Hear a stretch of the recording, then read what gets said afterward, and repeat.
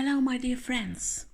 Today I'm talking about shadow period in astrology.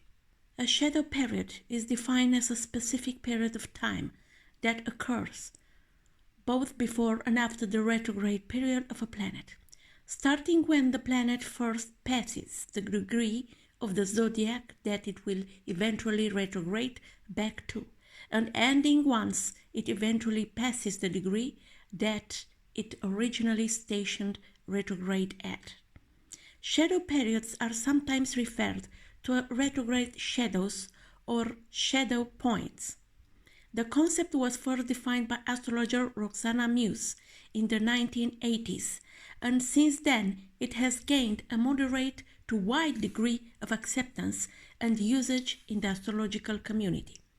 From the reading point of view, shadow periods are important because they are essentially seen as extending the operational duration of the retrograde period of the planet.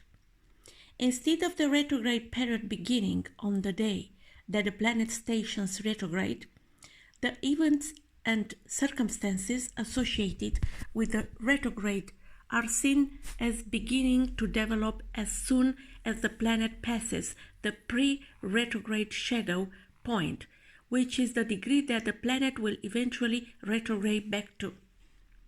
Similarly, instead of the retrograde period ending on the day that the planet stations direct, in this context, the circumstances surrounding the retrograde are seen as continuing until the planet passes the post-retrograde shadow point, which is the degree that it originally stations retrograde at. Here you see a diagram to illustrate the concept. So we have direct, pre-retrograde shadow point, station retrograde, retrograde period, station direct, post-retrograde shadow point, and then direct period.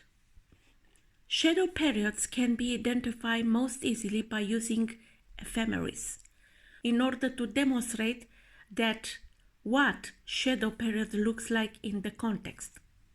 This ephemeris shows planetary position for each day from June through August 2012. Around the middle of the period, Mercury went retrograde for 3 weeks.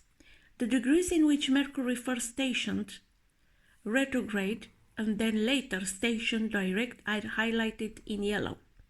The date in which the pre-retrograde shadow period began is highlighted in blue, and the period in which the post-retrograde shadow period ended is also highlighted in blue. Notice that the pre-retrograde shadow periods begins around June 27 at the degree of Leo that Mercury should later station direct at around 8th of August, and the post-retrograde shadow period ends around 22nd of August and the degree of Leo that Mercury originally stationed retrograde at around 15th of July.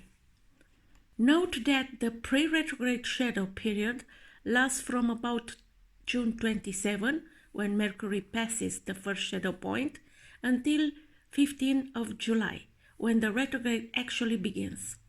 On the other hand, the post-retrograde shadow period starts around 8th of August, and soon as the retrograde period ends, and it lasts until about August 22, which is when Mercury passes the second shadow point.